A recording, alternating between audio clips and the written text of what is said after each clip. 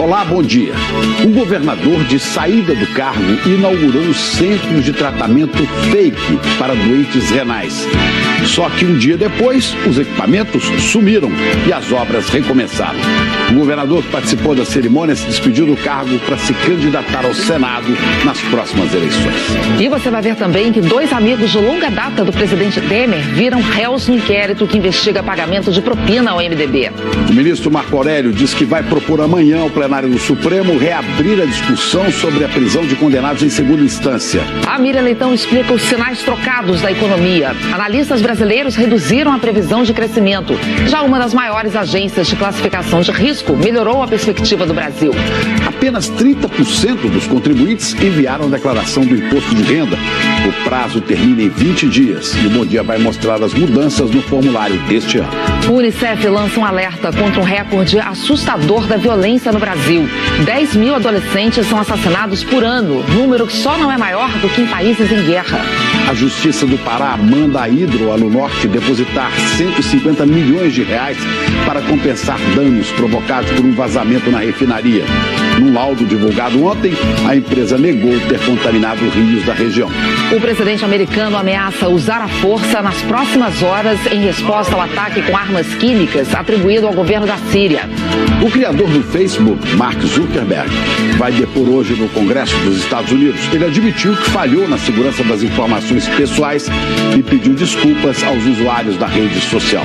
São estes os nossos destaques. E hoje é terça-feira, já 10 de abril, onde o Brasil está começando. Terminou na semana passada o prazo para ministros e governadores que pretendam se candidatar a eleições deste ano deixem seus cargos. E um dia antes de se licenciar para concorrer ao Senado, o então governador de Sergipe inaugurou uma unidade de atendimento para pacientes com problemas renais. Parece bom, né, Ana? Só parece, né? O governador Jackson Barreto, do MDB, foi lá, cortou a faixa, mostrou os equipamentos novos, deu entrevista, só que no dia seguinte foi tudo desmontado.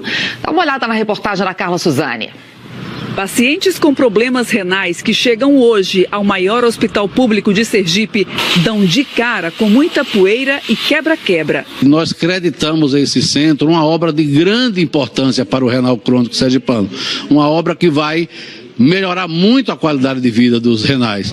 Mas a gente chegou lá e o que viu foi uma sala vazia, diferente do dia anterior. A sala onde deveria estar funcionando um centro de nefrologia foi inaugurada quinta-feira passada. A promessa era que haveria 16 máquinas de hemodiálise e uma enfermaria com 35 leitos. Toda a estrutura foi divulgada numa solenidade de inauguração com direito à faixa e protocolo oficial, conduzida pelo então governador de Sergipe, Jackson Barreto, do MDB.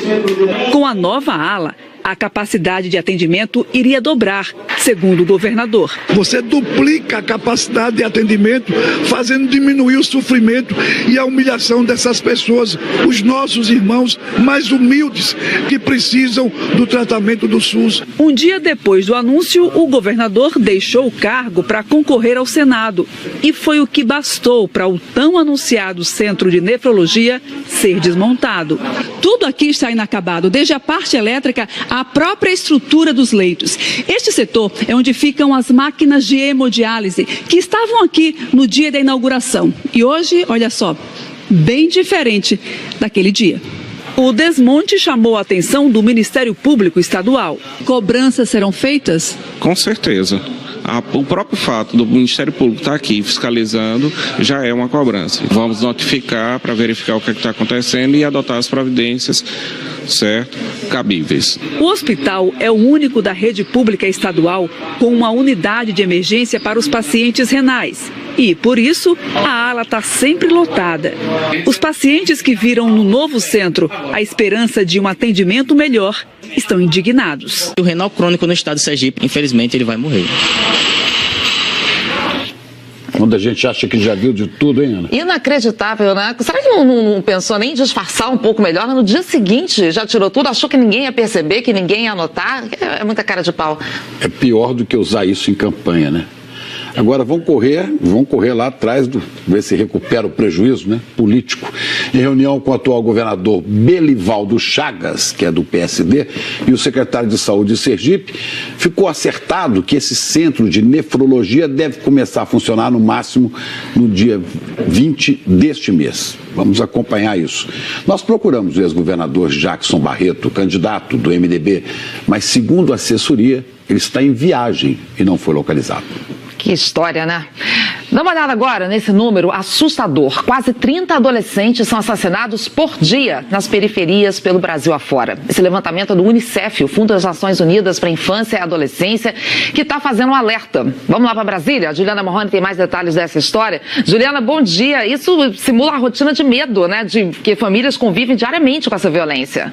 Oi, Ana Paula, bom dia Chico, bom dia a todos. Ana, o Unicef está fazendo um jogo bem interessante, montou uma espécie de sala sem saída. É um jogo que faz com que as pessoas entrem num lugar, nesse chamado quarto sem saída, e aí eles se dão conta de como é difícil escapar da violência quando se é um jovem, um morador de uma favela, de uma comunidade pobre. É um jogo de fuga. 4 pessoas são colocadas dentro deste cenário que simula uma casa na favela. O grupo tem 30 minutos para escapar porque o lugar oferece risco. O desafio das participantes é juntar as pistas no ambiente para encontrar as chaves. E, enquanto isso, são expostas a situações tensas, como tiros pela janela e a visita surpresa de bandidos enviados por um traficante.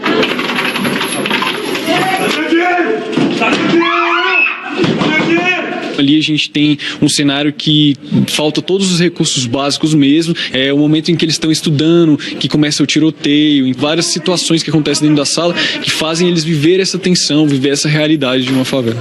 É preciso resolver problemas de matemática em meio à tensão com os tiros, o barulho das crianças chorando. As situações foram montadas a partir de pesquisas e estudos feitos pelo Unicef no Brasil sobre a realidade em comunidades com baixos indicadores sociais. Dados do Unicef mostram que 29 adolescentes são assassinados por dia no Brasil.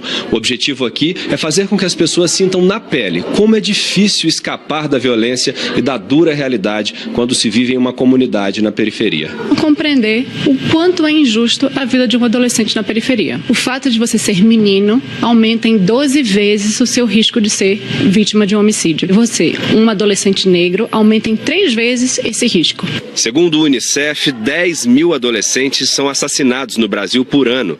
Com exceção de países em guerra, como Síria e Afeganistão, em números absolutos, o Brasil tem a maior quantidade de assassinatos de jovens do mundo. A gente percebe que todo aquele investimento que a gente fez nas crianças pequenas, ele é perdido na segunda década de vida. Então, essa campanha é um alerta para dizer que aquela criança, ela foi salva na infância, mas ela precisa novamente ter uma janela de oportunidade na adolescência.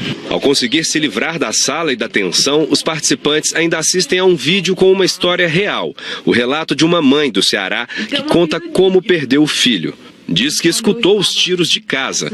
A experiência comove jovens que não estão nesta realidade. Uma coisa que eu senti foi que a gente estava sozinho, ninguém ia vir me ajudar. Quando entrou alguém, a gente correu pro banheiro, dá aquele desespero, tipo, ninguém vai vir. E, por exemplo, eu não sinto isso na minha casa. E eu percebi que acontece isso aqui. O Unicef grava as reações depois do jogo, os olhares, para uma campanha que vai ser divulgada na internet e outros meios de comunicação. Quem participa vai embora com uma lição. Pessoas que realmente querem estudar, querem trabalhar e estão ali na periferia pelo fato de não ter uma condição melhor de sair dali.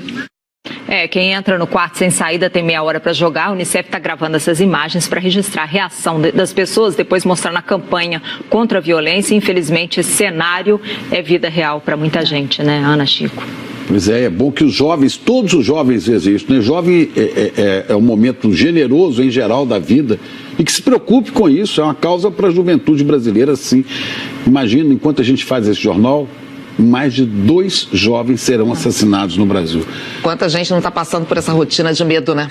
Pois é, principalmente se forem pobres e negros. E 11 pessoas foram mortas ontem na região metropolitana de Belém.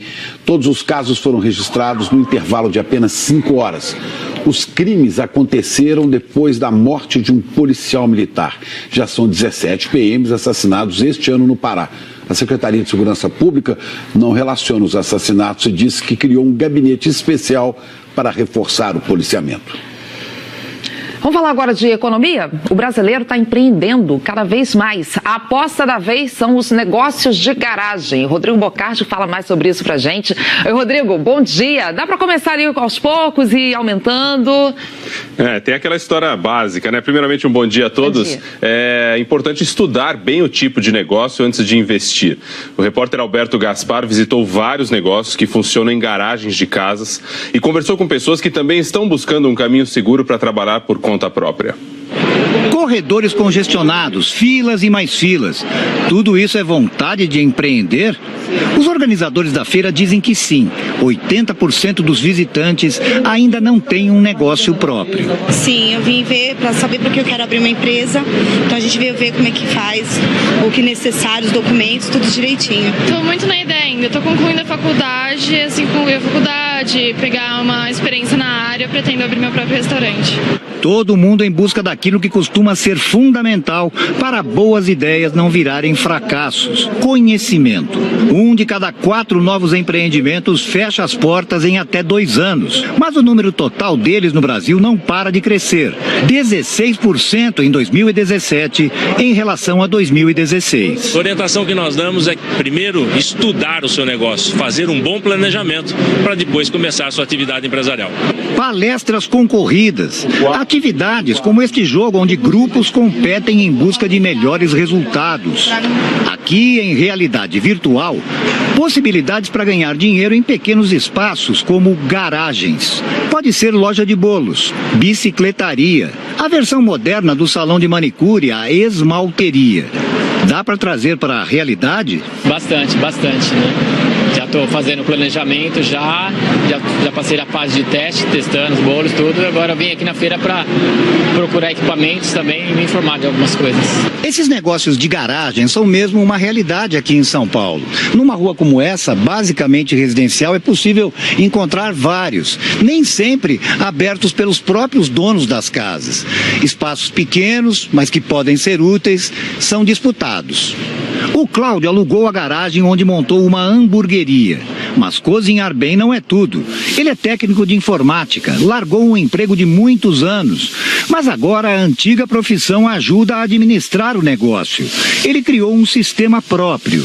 É um sistema que registra todo tipo de ação da empresa, né? Desde do investimento na matéria-prima até a saída para o cliente, até estoque, fornecedor, né? Tudo. Eu fui inspirado, eu fui puxado por alguma coisa a fazer isso e estou muito feliz. Dona Silvia aproveitou o espaço da própria casa para montar o barzinho há 4 meses. Auxiliar de enfermagem aposentada, investiu uns R$10 mil. A aposentadoria ficou muito pouco, então eu falei, vou investir na minha casa mesmo, assim eu não pago aluguel, né?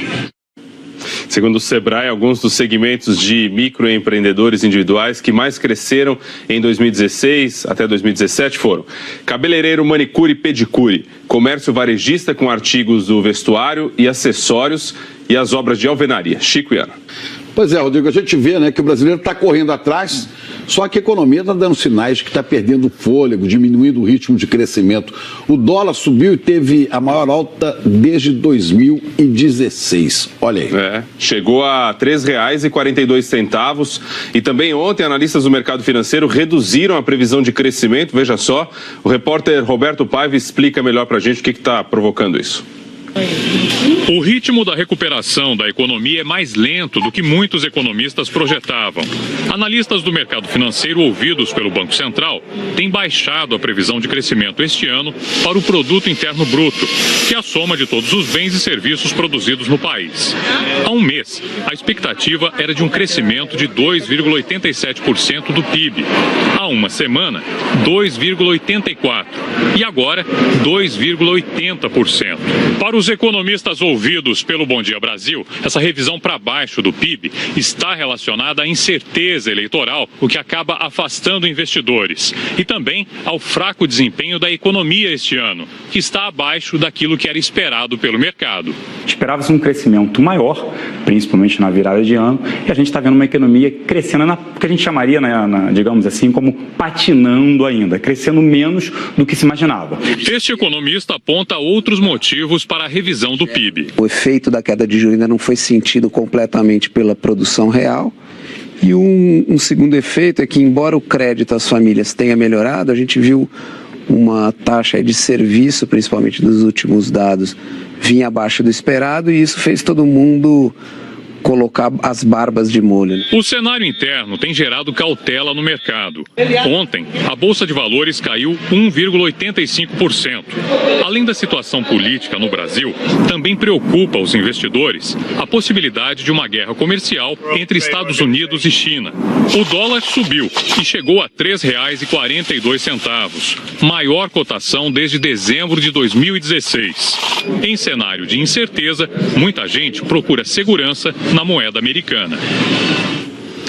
Assunto, então, para complementar aí da Miriam Leitão. Miriam, tá contigo. O pessoal tá meio sem entender aí, porque tava tudo indo bem, daí de repente já não tá mais. Como é que é isso, hein? Bom dia. E mais, Rodrigo, acrescentando aí pro comentário da Miriam, além desse ritmo de crescimento ter diminuído, a gente teve um outro sinal aparentemente contraditório, que é uma das principais agências internacionais de avaliação de risco, melhorou a perspectiva da nota do Brasil, apesar disso tudo que a gente mostrou. A Moody's passou essa perspectiva de negativa para estável. O que significa isso na prática, Miriam? Pois é, bom dia, Rodrigo, bom dia, Ana Paula, Chico. Na verdade, os sinais da economia são mesmo contraditórios. Quem pensa que é simples, não é simples. E a Moody's apenas trocou o sinal.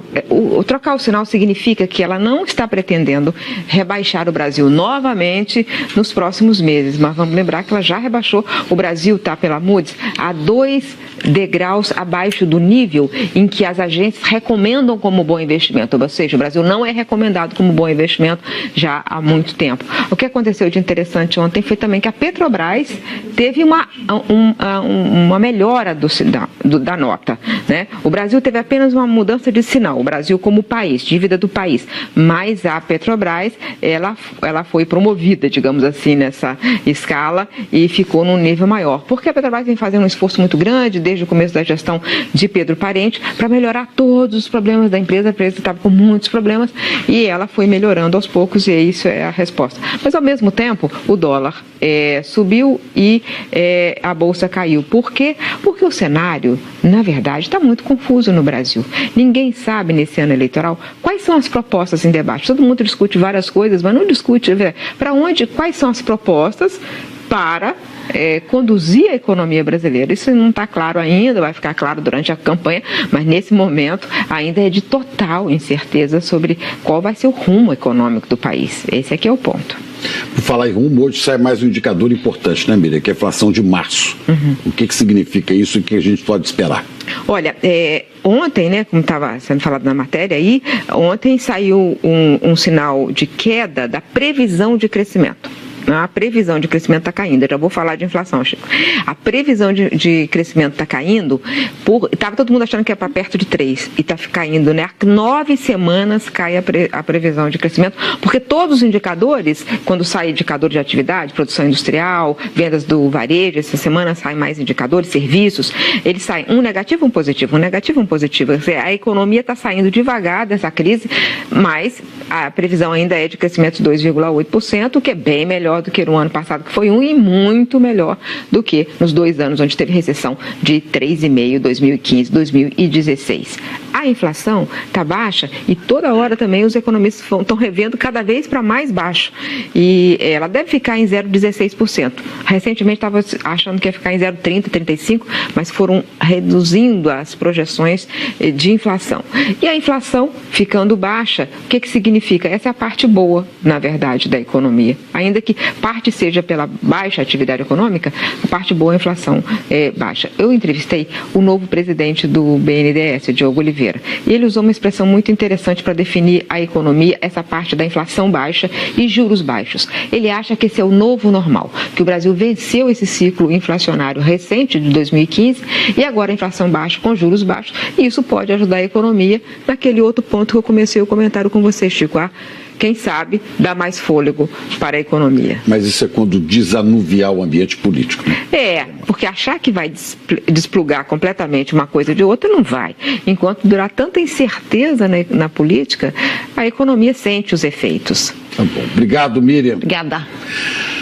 Olha, 2 barragens correm o risco de se romper no Rio Grande do Norte. Já são 3 barragens com risco de rompimento no Nordeste por causa das chuvas. Então vamos falar com Isabela Camargo, saber se tem previsão de mais chuva hoje para essa região. Tem, Isabela? Bom dia. Oi, Chico, bom dia para você, Ana, Miriam também, bom dia a todos. Notícia de chuva no Nordeste a gente sempre comemora, né? Mas até no Nordeste o excesso de chuva pode trazer problemas dependendo da estrutura da cidade. É o que está acontecendo no Rio Grande do Norte, mas já eu trago detalhes.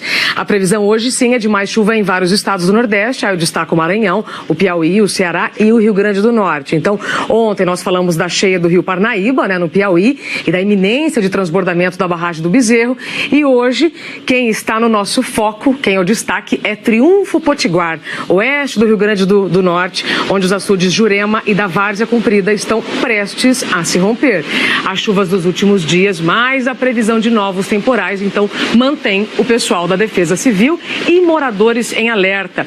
O CEMADEM, que é o órgão que monitora o risco de deslizamentos, destaca inclusive as áreas mais vulneráveis. Veja, então nós temos aqui parte do Pará, parte do Maranhão, Piauí, então onde nós mencionamos ontem, Ceará quase todinho e leste do Nordeste, tá? Risco então para deslizamentos, inundação e também o transbordamento de córregos. Sobre os volumes de chuva, você vai ver que os maiores estão previstos realmente, então aqui para o centro-sul do Ceará, já na porção norte do Piauí, Maranhão e região norte. Chuva então concentrada na porção norte do país. E a gente vê agora no próximo mapa que ele está bem dividido, então metade com bastante umidade e a outra metade centro-sul com o tempo firme, e onde não chove, a umidade do ar cai bastante, especialmente quando as temperaturas atingem suas máximas. Você vai ver então, olha, 31 graus para Goiânia, Campo Grande, 28 de São Paulo, 31 para o Rio de Janeiro, a mesma de Porto Alegre e de Manaus. Para encerrar, eu preciso então confirmar para você que amanhã o tempo começa a mudar no Rio Grande do Sul. Uma frente fria vai conseguir romper aqui uma barreira, né, da área de alta pressão, vai provocar amanhã rajadas de vento de 80 km por hora no Rio Grande do Sul, Santa Catarina. Aí, na quinta-feira, essa frente fria provoca pancadas de chuva no estado do Rio Grande do Sul e no Nordeste, Chico e Ana, as chuvas continuam também nos próximos dias. Ok, dados os avisos aí, amanhã você vai atualizando pra gente, Isabela. Obrigada, viu? Até amanhã. Até amanhã. A Justiça do Pará determinou que a Hidroalunorte deposite em juízo 150 milhões de reais por danos ambientais em Barcarena. A empresa apresentou um laudo que nega contaminação na região. O juiz Emerson Pereira de Carvalho, da primeira vara civil de Barcarena, determinou que a Hidroalunorte deposite em juízo 150 milhões de reais por danos materiais e danos morais coletivos. A justiça também mandou a Hidro apresentar um plano de recuperação da área afetada pelo vazamento na refinaria, há quase 2 meses. Na decisão, o juiz afirmou que os supostos danos possuem repercussão de ampla magnitude e que deve prevalecer a adoção imediata de medidas que façam cessar e reparar os danos socioambientais, bem como prevenir a ocorrência de novos prejuízos. A liminar atendeu parcialmente uma ação da Procuradoria-Geral do Estado do Pará, que pediu que a Hidro depositasse 250 milhões de reais em um fundo estadual que financia projetos de infraestrutura nos municípios. Horas antes de sair a decisão da Justiça, a Hidroalunorte apresentou resultados preliminares de uma auditoria interna que apura falhas na operação da empresa. Contrariando vistorias de órgãos ambientais e de instituições de pesquisa, a Hidro negou que tenha contaminado os rios de Barcarena após a inundação da refinaria em fevereiro. A empresa voltou a admitir que lançou água de chuva não tratada no Rio Pará para evitar um colapso na estação de tratamento da refinaria, mas que conseguiu reduzir o nível de soda cáustica, uma substância altamente tóxica, antes de fazer os despejos irregulares. O vice-presidente executivo da Hidro, Eivind Halevik, disse que não há evidências de que as bacias de resíduos de bauxita transbordaram e nem de que houve contaminação da água utilizada pelas comunidades de Barcarena. A Hidro contratou a empresa SGW, que coletou amostras em rios da região um mês depois do vazamento. Nós só detectamos ferro e alumínio até o momento, que apontam para ocorrências naturais desses elementos, muito comuns em solos tropicais como o do Brasil. A Hidro também contestou parte do estudo do Instituto Evandro Chagas, que apontou a contaminação de pelo menos 6 metais tóxicos, entre eles o chumbo, nos rios de Barcarena. A empresa pôs em dúvida o resultado porque o tipo de análise feito pelo Instituto Evandro Chagas não tem a certificação do Inmetro. Nós não estamos, eu acho que, contestando por completo. A gente está dizendo que algumas afirmações que foram feitas no relatório precisam ser melhor investigadas. O Instituto Evandro Chagas defendeu o relatório, que serviu de referência para a aplicação das multas contra a Hidro, que somam 20 milhões de reais. Não há um erro de análise, tanto que mantemos todas as afirmações, continuamos dizendo que o que está ali é verdadeiro. A Alunorte disse que ainda não foi notificada sobre o valor a ser depositado em juízo. A empresa diz que vai analisar o caso antes de se pronunciar, que mantém o diálogo com os órgãos governamentais e que está colaborando com as autoridades. Um intervalinho, viu? Já já. A gente vai falar da declaração do imposto de renda. A maior parte dos contribuintes ainda não entregou. Amigos do presidente Michel Temer agora são réus na investigação de um esquema de desvio de dinheiro público. O fundador do Facebook vai depor hoje no Congresso americano sobre a proteção de dados dos usuários. Americanos e russos trocaram acusações na ONU em discussão sobre a Síria. Isso e muito mais. Outras notícias da capital agora 7h56. Faltam 20 dias para terminar o prazo de entrega do imposto de renda e só 30% dos contribuintes já enviaram a declaração. Juliana, como sempre, né, o pessoal deixando para a última hora. Agora, esse ano, muita gente com dúvida, porque teve mudanças que entraram como um teste para ver se depois vão ficar. Pois é, Ana, e tem gente confusa, né, com essas mudanças sobre o que é obrigatório ou não declarar. Esse ano a Receita incluiu alguns campos específicos para informações complementares sobre bens como carro, imóvel, nessa declaração. Mas essas informações serão uma exigência a partir do ano que vem. Há 20 dias da entrega da declaração, ainda tem gente com dúvida. A Socorro pediu ajuda num posto ligado à Receita numa faculdade de Brasília. Ela, que está acostumada, achou diferente. E tá mesmo. Sobre o imóvel, a Receita quer saber o número de inscrição que está no IPTU, data de compra, endereço completo, área total e registro no cartório. Informações que tem na escritura. Para quem declara carro, será pedido o Renavan, número que tem no documento emitido pelo Detran ou no boleto do IPVA. Eu acho que do jeito que tem tanta tecnologia hoje, eles já deviam ter essas informações todinhas. Checava apenas se era da gente ou não, mas é muita informação. A Receita diz que só dá para cruzar os dados com as informações detalhadas e é para evitar sonegação e lavagem de dinheiro. Mas esse contador explica que nessa declaração é teste, obrigação só quando fizer a declaração do ano que vem. Esse ano vai gerar um aviso, mas você consegue transmitir a declaração. Para o ano que vem, vai gerar um erro, aí você não consegue transmitir. Então, tem tempo de se organizar, de se preparar para a próxima declaração, quem não tiver o documento agora. Obrigatório passou a ser o CPF dos dependentes com mais de 8 anos de idade. A informação sobre as fontes de renda continua igual. Tem que declarar tudo. Entra um aluguel, uma palestra, um curso que você deu e recebeu por ele. Rendimento do dependente também tem que ser incluído na declaração. Muita gente não sabe, não põe, e aí a Receita chama para dar explicações. Mas o principal motivo que faz os contribuintes caírem na malha fina são as despesas médicas. Não tem limite para dedução, mas tem que ser da pessoa que declara o imposto ou de algum dependente. Quem paga plano de saúde às vezes fica confuso. Tem aquele caso em que o titular paga um plano de saúde para um não dependente. Exemplo, um sobrinho, se ele não tiver a guarda judicial, não pode incluir na declaração como seu dependente. Isso também é risco de malha fiscal. O prazo final para o envio da declaração é 30 de abril. 10% deixam para entregar justamente no último dia.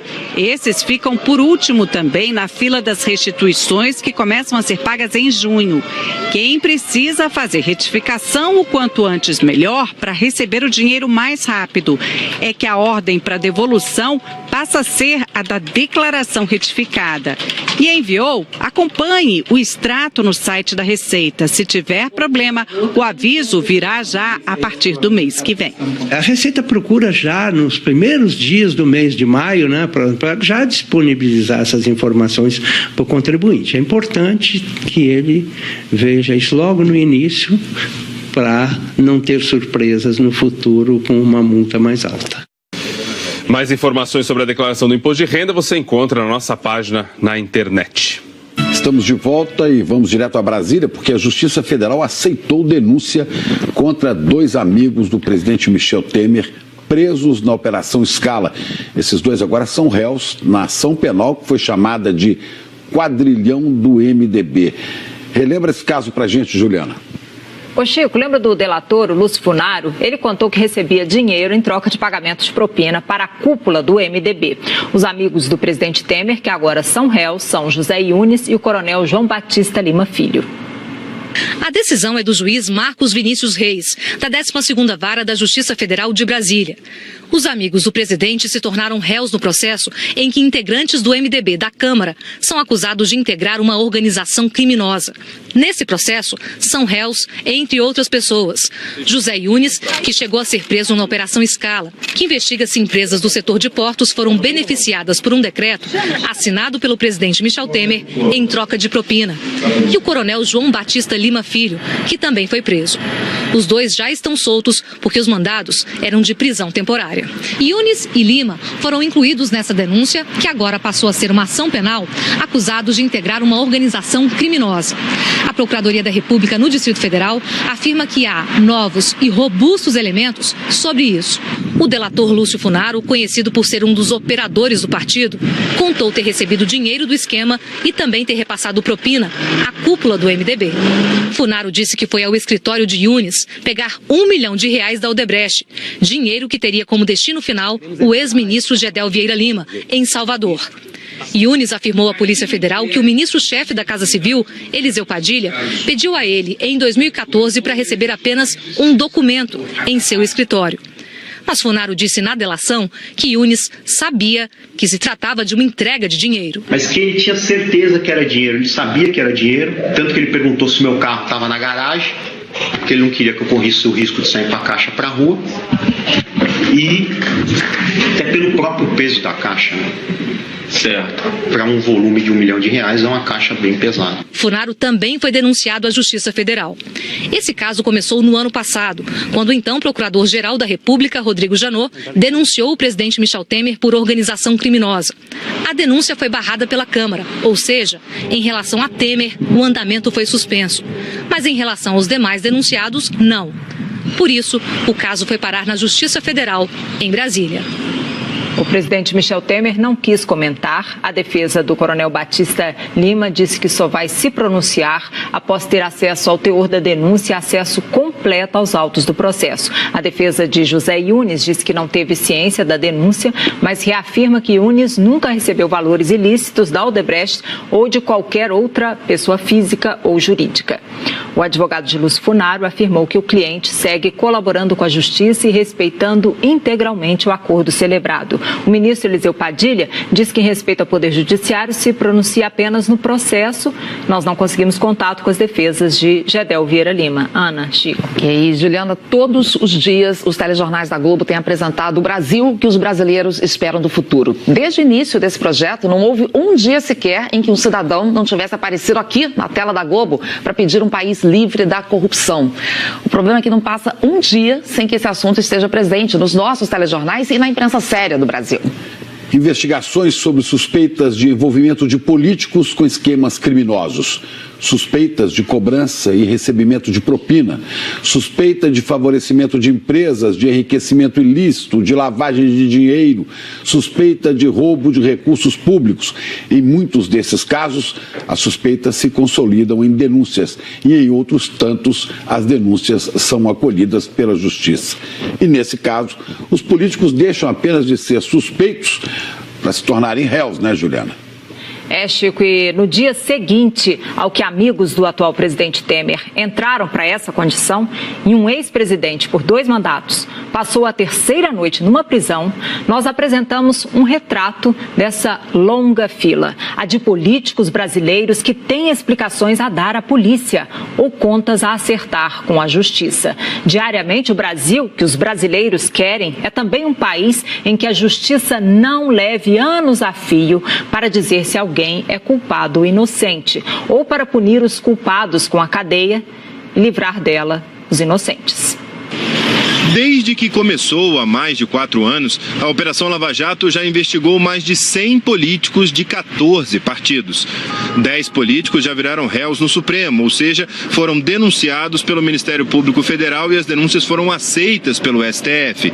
5 são deputados federais: José Otávio Germano, Luiz Fernando Faria e Nelson Meurer, do Progressistas, Vander Lobé, do PT, Aníbal Gomes, do MDB, e 5 senadores: Romero Jucá e Valdir Raupp, do MDB, Gleice Hoffmann, do PT, Agripino Maia, do Democratas e Fernando Collor de Mello, do PTC. Também há outras denúncias apresentadas pela Procuradoria-Geral da República contra 20 políticos. Estes políticos denunciados aguardam decisão do Supremo, que pode arquivar ou transformá-los em réus. Os deputados Aguinaldo Ribeiro, Arthur Lira, Eduardo da Fonte, José Otávio Germano, Luiz Fernando Faria e Nelson Meurer, do Progressistas, Vander Lobé e José Mentor, do PT, Lúcio Vieira Lima, do MDB, e os senadores Edson Lobão, Fernando Bezerra Coelho, Garibaldi Alves, Jader Barbalho, Renan Calheiros, Romero Jucá e Valdir Raupp, do MDB, Benedito de Lira e Ciro Nogueira, do Progressistas, Gleice Hoffmann, do PT, e Aécio Neves, do PSDB. Até hoje, 3 anos depois dos primeiros pedidos de investigação da Lava Jato chegarem ao Supremo Tribunal Federal, nenhum político foi condenado. Mas 2 processos estão se aproximando do fim. Um contra a senadora Gleice Hoffmann, do PT, e outro contra o deputado Nelson Meurer, do Progressistas. O Supremo vai decidir se condena ou absolve esses 2 parlamentares nos próximos meses. Mas há outros casos de políticos no Supremo que não fazem parte da Operação Lava Jato, como o do senador Renan Calheiros, que responde por peculato. O processo envolveu o pagamento de despesas pessoais de uma filha dele, que teriam sido cobertas por uma empreiteira. O deputado Paulo Maluf, do Progressistas, foi condenado pelo Supremo recentemente por desvio de verbas de uma obra feita em São Paulo durante a gestão dele como prefeito da cidade nos anos 1990. Ele chegou a ficar preso e agora está em prisão domiciliar. Em outro caso, o deputado Celso Jacob, do MDB, está preso cumprindo pena de 7 anos de prisão. E outro político, o ex-senador Luiz Estevão, só está preso hoje porque o ministro Dias Toffoli determinou o cumprimento imediato da pena. Foi uma decisão que ele tomou a apenas 3 horas do momento em que o crime seria prescrito, ou seja, não fosse isso, Luiz Estevão estaria livre sem possibilidade de ser punido. No Superior Tribunal de Justiça, há 9 governadores investigados e 3 denunciados. O governador de Minas Gerais, Fernando Pimentel, do PT, é réu por corrupção na Operação Acrônimo. O ex-governador de Santa Catarina, Raimundo Colombo, do PSD, foi denunciado por Caixa 2 na Lava Jato. O ex-governador de Goiás, Marconi Perillo, do PSDB, foi denunciado por corrupção passiva numa operação que investiga contratos do governo estadual. O governador do Rio Grande do Norte, Robinson Faria, do PSD, é alvo de investigação em um desdobramento da Operação Anteros, pelos crimes de usura, peculato, organização criminosa e lavagem de dinheiro. Geraldo Alckmin, do PSDB, que renunciou ao cargo de governador de São Paulo para se candidatar, é alvo de um inquérito por suspeita de Caixa 2. E há pedidos para investigar outros governadores. Além disso, o ex-ministro das Cidades, Mário Negromonte, do Progressistas, afastado do Tribunal de Contas da Bahia, é réu no STJ por suposto recebimento de propina numa acusação da Lava Jato. O presidente Michel Temer também é alvo de investigações, inquéritos e denúncias. Ele está sendo investigado no Supremo em 2 inquéritos. Um que apura a suspeita de que um decreto assinado por ele beneficiou empresas que atuam no Porto de Santos e outro que tenta apurar o repasse de dinheiro da Odebrecht para integrantes do PMDB. Além disso, as 2 denúncias que estão paradas por decisão da Câmara voltam a andar no dia 1º de janeiro, ao fim do mandato de Temer. E quando o político perde o foro privilegiado, o processo vai para a Justiça de primeira instância. Em Brasília, vários políticos, como Eduardo Cunha e Gedel Vieira Lima, os 2 do MDB, tiveram seus casos transferidos para a 10ª Vara Federal. Gedel foi preso depois que a PF descobriu mais de 50 milhões de reais em um apartamento em Salvador. Na Justiça Federal de Brasília, correm também outros processos contra o ex-presidente Lula, como o que investiga a compra de caças da Força Aérea e a suspeita de fazer tráfico de influência para ajudar a Odebrecht a conseguir uma obra em Angola. Em outros estados, a Lava Jato alcançou políticos sem foro privilegiado. É o caso do Paraná, como conta o repórter Marcelo Rocha. 11 políticos foram investigados no Paraná. Todos já são réus na Lava Jato. Um dos políticos investigados na Lava Jato em Curitiba virou delator. É Pedro Correia, ex-deputado federal pelo PP, que está em prisão domiciliar. 6 políticos cumprem prisão preventiva. Entre eles, 4 já foram condenados em segunda instância, mas ainda têm recursos pendentes. André Vargas, ex-deputado federal que era do PT, Luiz Argolo, ex-deputado federal que foi do PP e do Solidariedade, Gin Argelo, ex-senador que foi do PTB, e Eduardo Cunha, ex-deputado federal do MDB e ex-presidente da Câmara.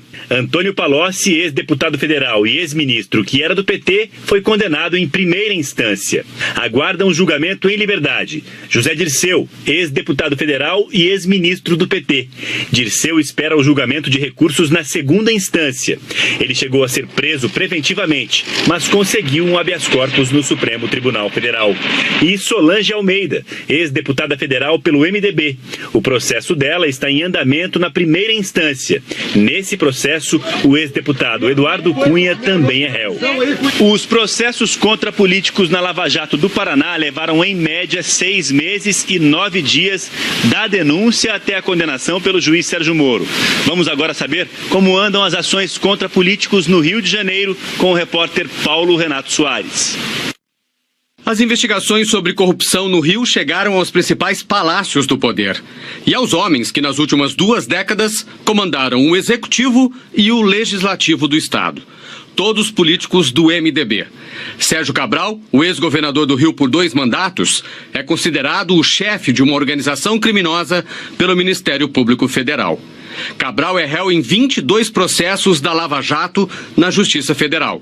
Foi condenado em 5 na primeira instância por crimes como corrupção, lavagem de dinheiro e evasão de divisas. As penas somadas chegam a 100 anos de cadeia. Ele está preso há 1 ano e meio. Em janeiro foi transferido para Curitiba por causa de denúncias de regalias no presídio do Rio. Um dos maiores aliados dele também é réu na Lava Jato. Jorge Pisciani, do MDB, foi 6 vezes presidente da Assembleia Legislativa. Pisciani, Paulo Melo e Edson Albertassi são acusados de corrupção, lavagem de dinheiro e organização criminosa. Como todos são deputados estaduais, o processo está no Tribunal Regional Federal da 2ª Região. Pisciani foi preso em novembro de 2017, mas saiu da cadeia no mês passado, depois que conseguiu um habeas corpus no Supremo Tribunal Federal. Ele está em prisão domiciliar. Os outros 2 deputados, Paulo Melo e Edson Albertassi, estão presos na cadeia de Benfica, na zona norte do Rio. O Ministério Público Federal diz que os 3 deputados fazem parte da mesma organização criminosa de Sérgio Cabral, que desviou centenas de milhões de reais dos cofres do Rio de Janeiro. Vamos ver agora como estão as investigações envolvendo políticos em São Paulo e em Minas Gerais, com a repórter Patrícia Falkowski. Aqui em São Paulo, os inquéritos da Lava Jato estão mais atrasados do que em outros estados. Até agora, não há denunciados nem réus em primeira instância. Só em relação às delações da Odebrecht, vieram 41 pedidos de investigação para cá no ano passado. Mas o andamento é lento. Aqueles que investigam pessoas sem foro privilegiado estão nas justiças federal e estadual. Há também inquéritos abertos no Tribunal Tribunal Regional Federal da Terceira Região, envolvendo prefeitos e deputados estaduais. O ex-diretor da Dersa, a empresa paulista de infraestrutura rodoviária, Paulo Vieira de Souza, foi citado por delatores da Odebrecht. Eles disseram que um consórcio de empresas manipulou a concorrência do Rodoanel Sul e o repasse para as campanhas eleitorais do PSDB teria sido feito por meio da Dersa. O inquérito que investiga essas denúncias está no Supremo Tribunal Federal, porque envolve o senador José Serra e o ministro das Relações Exteriores, Aloísio Nunes, ambos do PSDB, com foro privilegiado.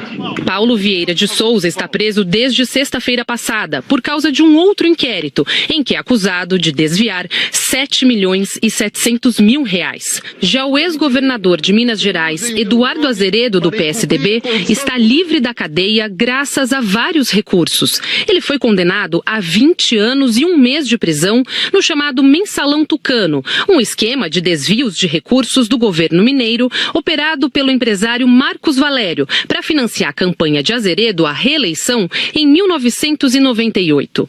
20 anos depois, ele continua solto. A investigação começou em 2005, mas ele só foi condenado em primeira instância 10 anos depois, em dezembro de 2015. Em agosto do ano passado, o Tribunal de Justiça de Minas Gerais manteve a condenação em segunda instância, mas o tucano recorreu. O julgamento dos embargos infringentes será no dia 24 deste mês. Se for preso, Azeredo ainda poderá recorrer a tribunais superiores. O inquérito contra Aloísio Nunes foi desmembrado em novembro do ano passado do inquérito que investiga José Serra. Aloísio Nunes passou a ser investigado por uma doação suspeita do Odebrecht na campanha de 2010 ao Senado. Todos os políticos citados nas reportagens têm negado reiteradamente qualquer envolvimento em irregularidades. Ana, Chico. Obrigado, Juliana. E o ministro Marco Aurélio Mello confirmou ao blog da jornalista Andréa Sadi que vai levar ao plenário do Supremo Tribunal Federal amanhã um requerimento para rediscutir a prisão de condenados em segunda instância. Juliana, você tem mais detalhes. Ô Chico, se a jurisprudência mudar, a punição para políticos dessa lista que forem considerados culpados vai acabar ficando ainda mais distante. O ministro Marco Aurélio Mello explicou que levará um requerimento e não uma questão de ordem para que o plenário analise o pedido de liminar, decisão provisória do Partido Ecológico Nacional. O PEN quer que o Supremo permita a prisão somente após a condenação no Superior Tribunal de Justiça, a terceira instância. Marco Aurélio disse que ao levar em mesa o requerimento, cabe à presidente do Supremo, ministra Carmen Lúcia, decidir quando o tema irá a julgamento. Ou seja, não há necessidade de que a presidente marque uma data prévia para discutir o caso. Marco Aurélio disse que, na opinião dele, a liminar é o requerimento, é a mesma coisa, e que o pedido do partido será analisado, mas isso não é automático. O ministro disse que levará à mesa. A presidente do STF, então, ficará ciente e poderá submeter de imediato ou não. É Carmen Lúcia, a coordenadora dos trabalhos. O ministro Marco Aurélio é o relator de 2 ações que questionam as prisões após a condenação em segunda instância. Ontem, o presidente do PEN, Adilson Barroso, disse que avalia desistir do pedido ao Supremo.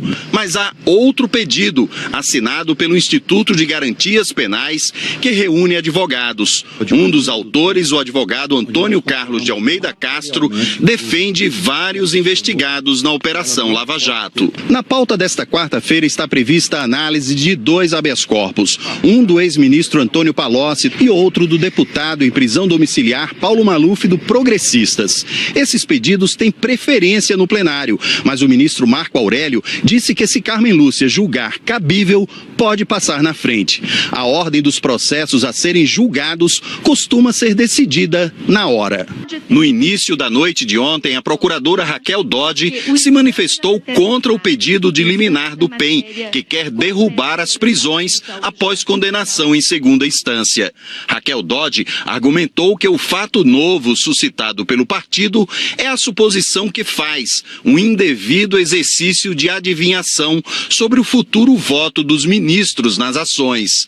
A procuradora disse que o ministro Gilmar Mendes alterou expressamente o seu voto durante o julgamento que negou o habeas corpus ao ex-presidente Lula, mas não há como afirmar como será o voto de mérito da ministra Rosa Weber.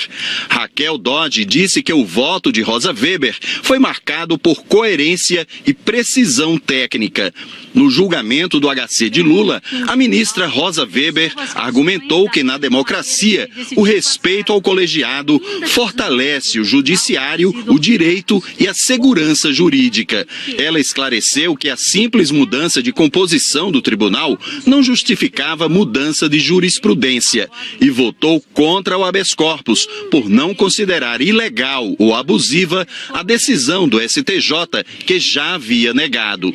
No parecer, Raquel Dodge também disse que o pedido para derrubar a prisão após a condenação em segunda instância busca incluir na pauta o julgamento das ações, ultrapassando a decisão soberana da ministra presidente do STF, Carmen Lúcia, que tem entre suas atribuições regimentais a prerrogativa de pautar os feitos que serão levados a julgamento do plenário. A procuradora defendeu que seja mantido o entendimento do Supremo firmado em 2016, que permite a prisão de condenados em segunda instância. Ela afirmou que a alteração súbita, inexplicada, aleatória do sistema de precedentes do Supremo é fator de insegurança jurídica. Sua manutenção fortalece a Suprema Corte enquanto instituição mais importante do sistema de administração de justiça no Brasil. E o que está em jogo é se essa jurisprudência pode mudar. Ana Paula, Chico. E num desses casos aí citados, Juliana, do deputado Paulo Maluf, do Progressistas, ele foi condenado pelo Supremo por desvio de verbas durante a gestão dele como prefeito de São Paulo, chegou a ficar preso, mas no fim de março o ministro Dias Toffoli permitiu que o deputado cumprisse prisão domiciliar por questões humanitárias. Paulo Maluf está internado no Hospital Sírio-Libanês em São Paulo. Esse relatório médico aí que a gente está mostrando, divulgado ontem, confirma que o deputado está com metástase decorrente do câncer de próstata, também com uma trombose venosa na perna esquerda, pneumonia, além de outras complicações. O documento indica que o tratamento deve ser feito no hospital por no mínimo 7 dias, devido à idade e ao quadro clínico do paciente, e que, caso contrário, a condição de vida dele será abreviada. O Supremo deve julgar o habeas corpus amanhã para decidir se Maluf segue em prisão domiciliar. E a seguir, a filha do ex-espião russo envenenado recebe alta e é levada para um lugar secreto pelo governo britânico. E o Facebook começa a alertar os usuários que tiveram os perfis invadidos. A gente volta já, agora 8h30, horário de Brasília. Um forte terremoto atingiu a região central do Chile. Agora de manhã, o epicentro do tremor de 6,2 graus de magnitude foi a sudoeste da cidade de Coquimbo. Cerca de 300 mil pessoas vivem aí nessa região. Não há alerta de tsunami no momento e ainda não chegaram informações sobre mortos e feridos.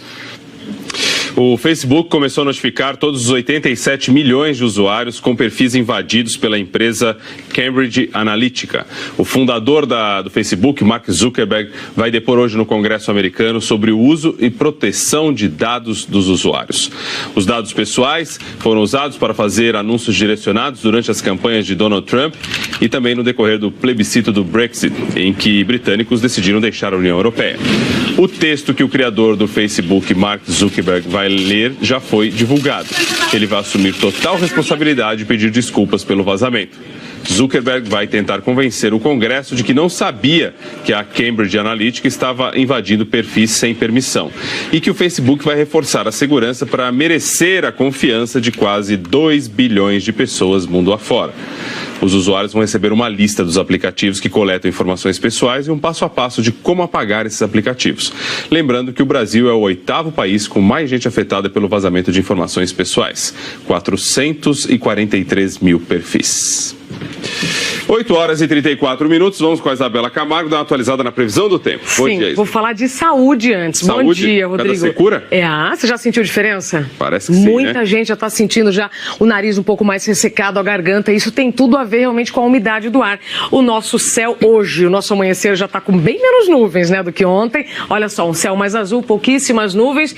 E nós seguiremos assim. Essa é a previsão para todo o estado. Olha só, amarelo total. Não tem nenhuma umidade chegando do mar e nenhuma área de instabilidade chegando do interior do país, tá? Então hoje nós começamos com 17 graus, a amplitude é de 11, chegaremos a 28, mas com esse tempo mais seco, o incômodo, ele vai ser diferente do que outros dias que nós tivemos 28 graus, tá? Então a gente já vai sentir aí na pele essa diferença toda. E nós seguiremos assim até o final de semana. Então amanhã, quinta-feira, nós teremos ainda tempo muito seco, olha, mesmo as temperaturas aí mínimas de 17, máxima de 28, sem chance de chuva. Na sexta-feira, o tempo já começa a mudar.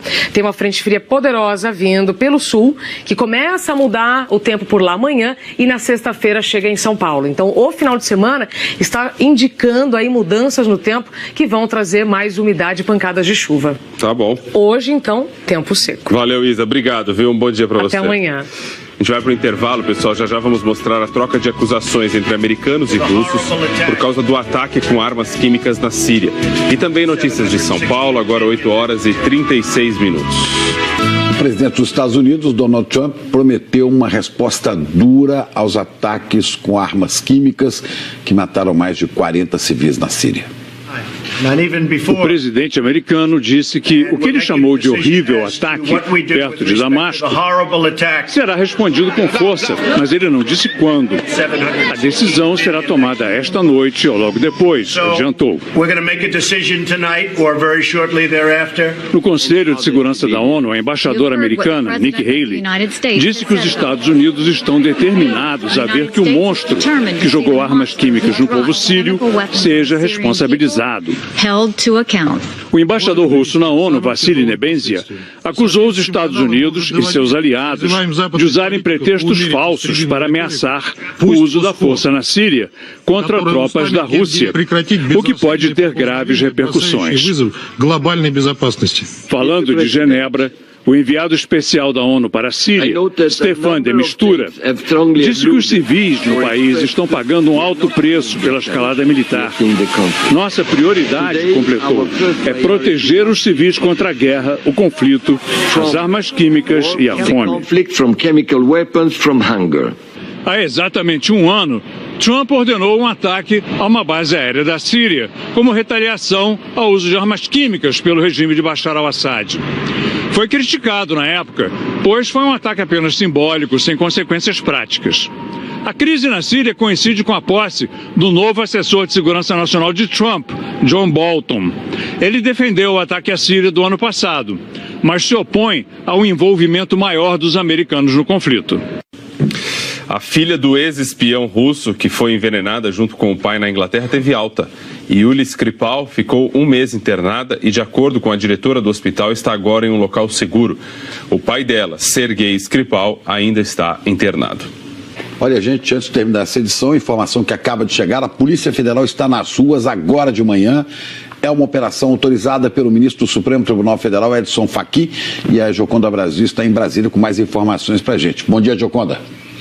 Oi, Chico, bom dia para você, bom dia a todos. A Polícia Federal está sim nas ruas e, de acordo com as primeiras informações que obtivemos, os policiais estão cumprindo mandados expedidos pelos ministros Edson Fachin, que é o relator da Lava Jato, e também pelo ministro Dias Toffoli. Esses mandados seriam apenas de busca e apreensão. De acordo com as primeiras informações, não há mandados para prisão. Estamos ainda apurando se tratam de duas operações diferenciadas, ambas autorizadas pelo Supremo Tribunal Federal, ou se são mandados expedidos para uma única operação. Se tivermos mais informações, podemos voltar ainda nesta edição. Chico, Ana.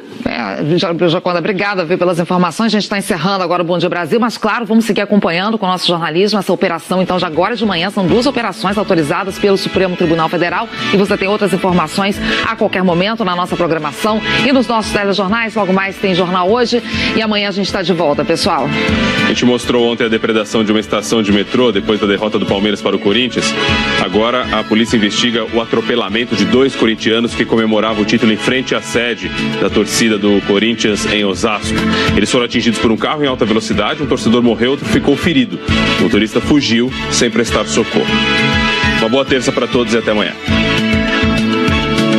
Tem mudança na esplanada dos ministérios. 11 ministros tomam posse hoje. Os que saíram pretendem concorrer a algum cargo nas eleições. Um ótimo dia para você. Cerca de 90 mil passageiros estão presos em aeroportos da Alemanha por causa de uma greve de servidores públicos. Mais de 1.000 voos foram cancelados em Frankfurt, Munique, Colônia e Bremen. Situação parecida na França, onde 25% dos voos da Air France, uma das maiores companhias aéreas do mundo, também foram cancelados. Boa terça, gente. Até amanhã. É isso para vocês de casa, então. Ótima terça-feira. Amanhã a gente se encontra aqui no Bom Dia Brasil. Até lá. Bom, e você que nos assiste, obrigado pela audiência em São Félix do Xingu, no Pará, que faz aniversário hoje. A gente volta amanhã. Parabéns.